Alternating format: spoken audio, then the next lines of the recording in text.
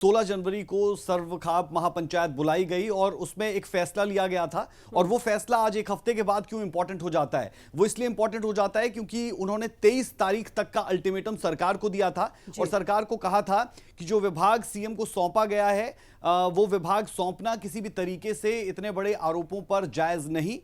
यानी बर्खास्तगी की मांग की गई, यानी उनसे विभाग ले लिया जाए और दूसरा जो एक विभाग स्टेशनरी और प्रिंटिंग का उनके पास है उससे भी उन्हें हटा दिया जाए। यानी जो कैबिनेट जो राज्य मंत्री का दर्जा उन्हें है उनसे वो राज्य मंत्री का दर्जा ले लिया जाए। और 23 जनवरी आखिरी तारीख सरकार को अल्टीमेटम दिया था सर्वखाप महापंचायत ने। दूसरा इंपॉर्टेंट फैक्टर क्या, वो ये कि अब गणतंत्र दिवस आने को है, यानी 26 जनवरी को जब हर कोई फ्लैग होस्टिंग सेरेमनी में हिस्सा लेता हुआ नजर आते हैं, खासतौर पर मंत्री, वो चाहे कैबिनेट मंत्री हो, राज्य मंत्री हो या फिर खुद मुख्यमंत्री हो। हम जानते हैं कि 26 जनवरी का शेड्यूल जारी हो चुका है। कुरुक्षेत्र से लेकर और झज्जर तक अलग अलग दिग्गज झंडा फहराते हुए नजर आएंगे। लेकिन सर्वखाप महापंचायत की तरफ से यह कहा गया है कि हम नहीं चाहते कि संदीप सिंह कहीं पर भी तिरंगे को फहराते हुए नजर आए। यानी गणतंत्र दिवस के अवसर पर संदीप सिंह किसी भी जगह पर फ्लैग होस्टिंग सेरेमनी का हिस्सा ना हो, यह सर्वखाप की तरफ से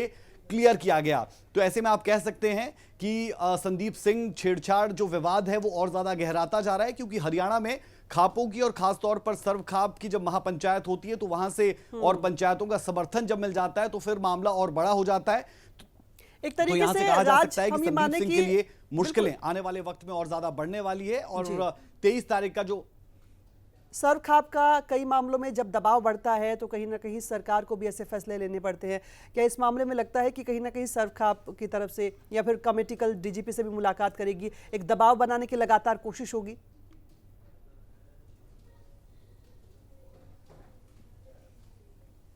देखिए, दर्जनों मामले हरियाणा के ऐसे रहे हैं जहां पर खापों के दखल के बाद चीजें बदल गई है।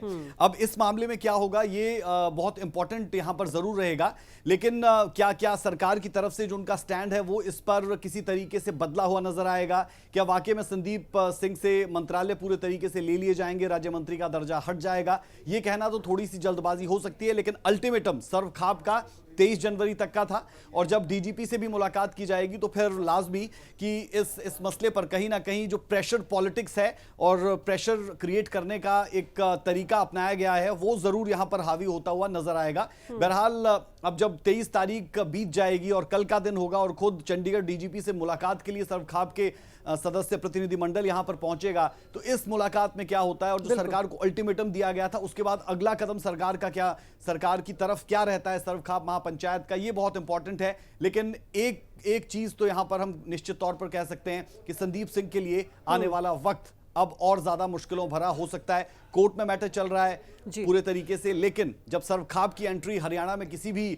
टॉपिक पर होती है तो फिर मामला पूरे तरीके से बदलता हुआ नजर आता है। जी बिल्कुल, राज बने रहे हमारे साथ। और अब इस खबर से आगे बढ़ते हुए हम एक और बड़ी खबर का रुख करेंगे, उस पर भी बातचीत करेंगे।